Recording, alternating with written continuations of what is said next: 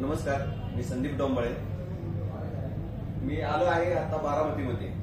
बारामतीमध्ये कबड्डीचे सामने भरलेले आपण पाहत आहात आणि पाहणार आहोत आपण चॅनलच्या माध्यमातून. तर आपण भेटत आहोत चौरे साहेब यांना. सर, आपण सुरुवातीला सांगा की आपला परिचय द्या. मी एक तालुका अधिकारी बारामती या ठिकाणी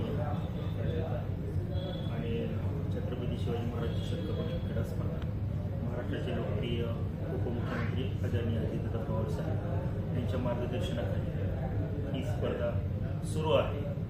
आणि स्पर्धेचं आयोजन आपण मागील 3-4 दिवसापासून पाहिलं तर आंतरराष्ट्रीय स्पर्धेला साजेल अशी या ठिकाणी स्पर्धा सुरू आहे. आणि आंतरराष्ट्रीय दर्जाचे खेळाडू, राष्ट्रीय दर्जाचे खेळाडू, प्रो लीगमधील खेळाडू आपला खेळ या ठिकाणी दाखवत आहेत. आणि त्या खेळाचा फायदा बारामती परिसर असेल त्या कबड्डी क्षेत्रातील उदयोन्मुख खेळाडूंना भविष्यामध्ये नक्कीच होईल अशी आशा आहे.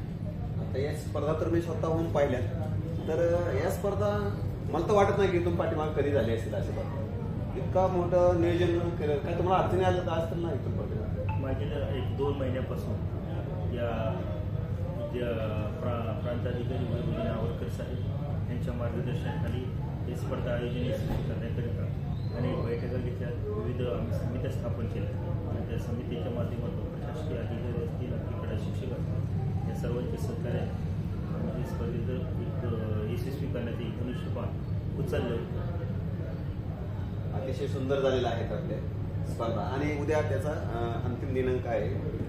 उद्या स्पर्धा एक 5 वाजता त्या ठिकाणी सुरू होतील आणि उपांत्य फेरीतील मुलं आणि पुरुषांचे आणि महिलांचे सामने पार पडल्यानंतर त्या ठिकाणी एक छोटीशी विश्रांती असेल. त्या दरम्यान आम्ही एक सांस्कृतिक कार्यक्रमाचं आयोजन आणि भाषण आणि त्यानंतर अंतिम सामना व बक्षीस वितरण असं कार्यक्रमाचं स्वरूप आहे.